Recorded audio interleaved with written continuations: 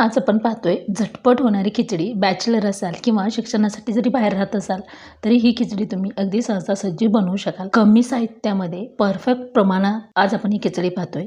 चला तर रेसिपीला सुरुवात करूया. तर इथं आपण 2 बटाटे कट करून घेतलेत, 1 टमाटर, 8 ते 10 हिरवी मिरची, 1 कांदा आणि शेंगदाणे गरम पाण्यामध्ये 10 मिनिट ठेवून घेतले त्याचं लसर पाणी निघण्यासाठी. आता इथं कुकर ठेवलेला आहे. कुकरमध्ये 2 पळी तेल टाकून घ्यायचं आहे. आवडीनुसार इथं जिरे किंवा मोहरीची फोडणी टाकायची आहे. पहिल्यांदा जे परतून घ्यायचं आहे ते टाकायचं आहे, म्हणजे ज्याला शिजायला वेळ लागतो. आता ही बटाटा थोडंसं परतून घेतलं ना ते पटकन शिजलं जातं. 2 ते 3 मिनिट हाय फ्लेमवर छान परतून घ्यायचं आहे. पाव चमचा हळदी पावडर आणि चुटकीभर मीठ टाकून आता याच्यामध्ये कांदा, टमाटर, हिरवी मिरची हे टाकून घ्यायचं आहे. हे सुद्धा आपल्याला 1 मिनिट परतून घ्यायचं आहे. हे परतल्यामुळे ना पटकन असं शिजल्यासुद्धा जातं किंवा सॉफ्ट होतं आणि सॉफ्ट झाल्यामुळे शिजायला वेळ लागत नाही. 2-3 मिनिट परतून झाल्यानंतर अद्रक, लसूण आणि कोथिंबीरीची पेस्ट 1 चमचा टाकून घ्यायची आहे. परत ह्याला मिक्स करून घ्यायचं आहे. आता तुमच्याकडे एवढं सगळं साहित्य असेल तर वापरा. काही साहित्य स्किप केलं तरीही चालतं.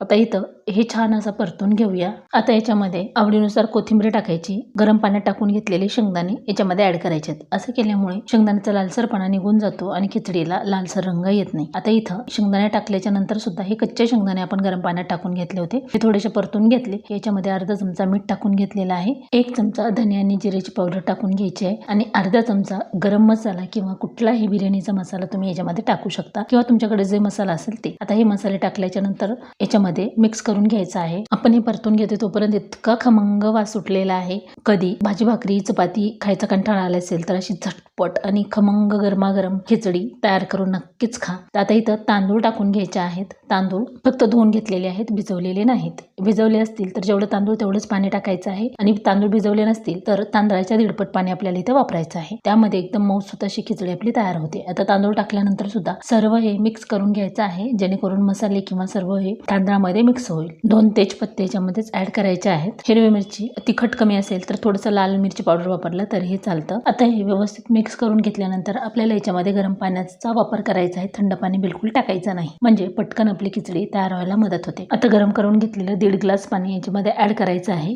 जर का छोटे मुलं असतील तर 1 ग्लास तांदळासाठी 2 ग्लास पाणी तुम्ही वापरू शकता. आता पूर्ण मिक्स करून घ्यायचं आहे.